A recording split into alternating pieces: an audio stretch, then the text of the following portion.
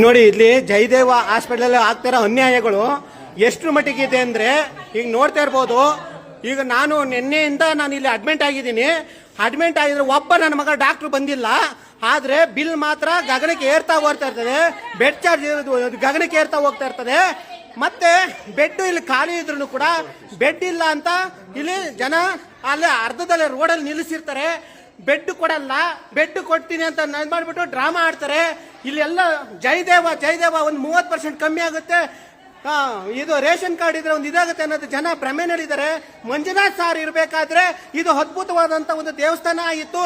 ಮಂಜುನಾಥ್ ಅವರು ಈಗ ಹೋದ ನಂತರ ಇದು ಖಜಾನೆ ತರ ಆಗೋಗಿದೆ. ಯಾವುದೇ ರೀತಿಯ ಇಲ್ಲಿ ಒಂದು ಟ್ರೀಟ್ಮೆಂಟ್ ಸರಿಯಾಗಿ ಆಗ್ತಾ ಇಲ್ಲ. ದಿನನಿತ್ಯ ಸಾಯಿಸ್ತಾ ಇದಾರೆ. ಒಬ್ಬ ಡಾಕ್ಟರ್ ಬಂದಿರಲ್ಲ, ಆದ್ರೆ ಮಾತ್ರ ಇಲ್ಲಿ ಜನಗಳನ್ನೆಲ್ಲ ನೋವಿಂದ ಪರದಾಡೋ ತರ ಒಂದು ಸ್ಥಿತಿ ಇರ್ತದೆ. ನಾನು ಒಬ್ಬ ಹೃದಯದ ಪೇಷಂಟ್ ಅಂತಂದ್ರೆ ಆದ್ರೂ ಇಷ್ಟು ಜೋರಾಗಿ ಮಾತಾಡ್ತಾ ಇದ್ದೀನಿ ಅಂದ್ರೆ ಇಲ್ಲಿ ನಮ್ಗೆ ಎಷ್ಟು ಅನ್ಯಾಯ ಆಗಿದೆ ಅನ್ನೋದನ್ನ ನಾವು ತಿಳ್ಕೋಬೇಕಾಗಿದೆ ಸ್ನೇಹಿತರೆ. ಈಗ ಇನ್ನು ಮುಂದಾದ್ರೂ ಎಚ್ಚೆತ್ಕೊಳ್ಳಿ ಜನರೇ.